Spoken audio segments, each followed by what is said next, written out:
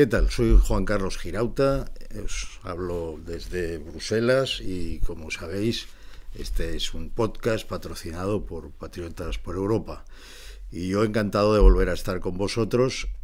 He visto que estos días ha sucedido algo que me interesa, ¿no? Porque hay una parte oculta y racional en la política contemporánea que creo que no, a la que no se le presta suficiente atención en sus justos términos, ¿no? Y veréis lo que quiero decir. Muchas de las iniciativas que tildamos de woke, es decir, esas causas que a la izquierda nunca se le habían ocurrido, como el tema, yo que sé, de los transexuales del catastrofismo climático y tal, y que ahora son sus banderas, ¿no? Digamos, esa transformación de la lucha de clases a la lucha por los privilegios identitarios. Dentro de esa transformación del mundo, de la ideología fragmentaria que llamamos wokismo, muchas veces hay un elemento, si no siempre, muchas veces hay un elemento completamente irracional, de pensamiento mágico. ¿Pensamiento mágico en qué sentido? Bueno, en el sentido de que el woke, el izquierdista contemporáneo, porque la izquierda no woke es tan pequeña que no vale la pena reservarles el nombre de izquierda. Entre todos los que se reclaman a sí mismos de izquierdas, pues la inmensa mayoría son woke. Fijaos la paradoja.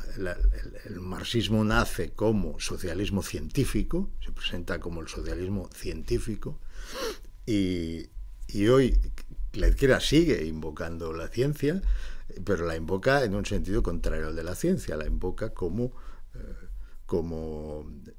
dogma, es decir, la ciencia como parapeto para que no te preguntes, para que no critiques, para que no dudes, para que no aportes otras visiones, es decir, lo contrario del pensamiento científico. Bueno, eso ya lo sabemos, pero ahora ha surgido una cosa interesante, que es que hay un personaje destacado de la cúpula del Partido Socialista, que es César Luena, que ha tomado como bandera una de las causas del wokismo, pero quizá de las que se tenían menos presentes en España, ¿no?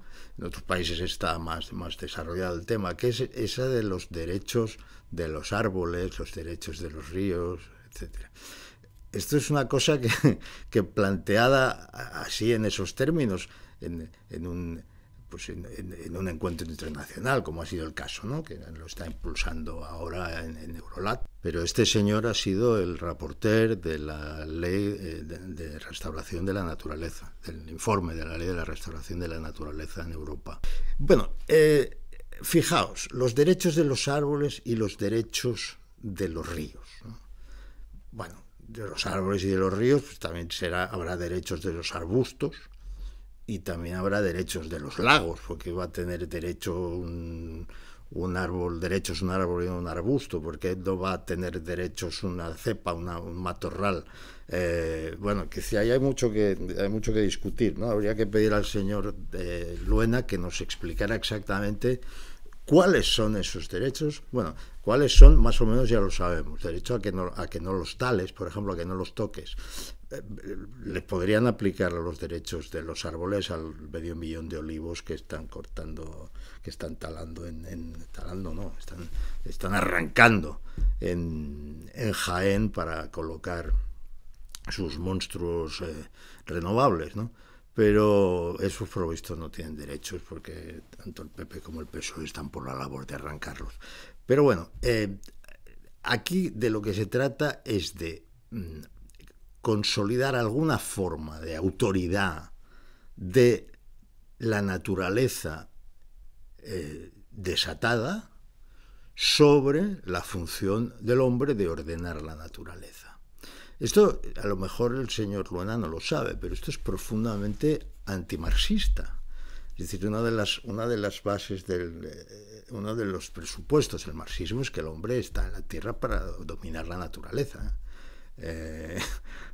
Además, es decir, imaginaos cómo estaríamos si el hombre no hubiera no hubiera dado en ordenar la naturaleza. Claro, ordenar la naturaleza quiere decir pues, cambiar cauces de ríos, por ejemplo, ¿no? Esto no se puede hacer, ¿no? Es decir, que los derechos de los ríos, por ejemplo, si consideráramos que los derechos de los ríos existen, pues tendríamos que decir, pues en definitiva, ha pasado por encima del derecho de aquellas personas que murieron en la Dana porque el río no se había limpiado, ¿no? También había el derecho de los árboles, supongo, que no se les podía sacar del río. Entonces esto es mucho más grave de lo que parece. Pero yo insisto, es muy grave en sus consecuencias, pero yo insisto en que su trasfondo es irracional. Es más, su trasfondo es de cariz mágico. Esto es pura magia. Esto es el animismo. Es una religión, es el animismo, una religión supersticiosa, no una religión en el sentido que nosotros entendemos religión, pero sí un sistema religioso primitivo, que como siempre es mágico en lo primitivo. Es decir, el hombre que ignora todo, el hombre ajeno a la ciencia, considera, lógicamente, que los fenómenos de la naturaleza responden a deidades, a las que personifica y a las que les atribuye. Por ejemplo, como se ha enfadado, pues está tronando mucho, ¿no? El dios del trueno. Pues ahora nos ha bendecido con lluvia porque el dios de la lluvia pues nos ha hecho caso. Y luego el dios del río, que a veces se enfada y hay una riada, pero ahora está tranquilo. Es decir, todos los elementos naturales que rodean a una tribu, el animismo persiste, sigue existiendo en partes de África, pues ese animismo es lo que corresponde a una mentalidad primitiva y completamente ajena a la ciencia. Bien, esto es lo que nos traen bajo una etiqueta de apariencia razonable, porque le llama derechos. Claro, la falta de lo razonable se advierte en cuanto tú ves a quién se le atribuyen los derechos. Es decir, en una mente normal los derechos de los árboles o derechos de los ríos ya es algo que al jurista le inquieta, ¿no? Salvo que el jurista tenga más de mago o de creyente animista que de jurista, ¿no? Porque los derechos es una cosa que corresponde a los hombres, ¿no? Los derechos de los hombres. Los derechos son algo que desde siempre está ligado al hombre. Después se ha extendido a los derechos de los animales, que bueno, que es un tema debatible porque se podría buscar formas de protección similares o incluso mayores de las que los animales tienen, que no pasara por utilizar el lenguaje que se ha consolidado históricamente como referido al ser humano, ¿no? Derecho del que está desprovisto, por cierto, un ser humano que todavía no ha nacido, ¿no? Es decir, porque su derecho a la vida deja de existir en el momento en que se reivindica el aborto como un derecho a la disposición del propio cuerpo. Pero bueno, este es otro tema. Ahora vamos a algo que es muchísimo más evidente. Usted tiene un río es, claro, para una mentalidad primitiva es una bendición absoluta. Entonces no extraña, no es extraño que se le adore a ese río, ¿no?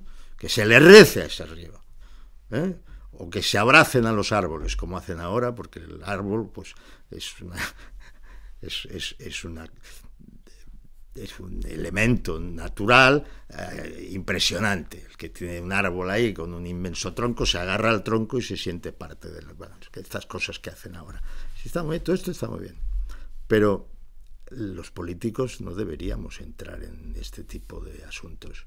Es decir, los políticos no deberíamos fomentar una religión primitiva, que es lo que se hace hablando de derechos de los árboles y de los ríos. Los políticos no deberíamos invitar a la gente a la irracionalidad, sino todo lo contrario. Es decir, lo que está haciendo el animista Luena es poner por delante unos supuestos derechos de entidades imaginarias, porque el río existe como río, no como sujeto de derecho ninguno, lo está poniendo por delante de las vidas de las personas, en la medida en que las vidas de las personas, como se demostró en Valencia, como se demostró en Castilla-La Mancha, se ven afectadas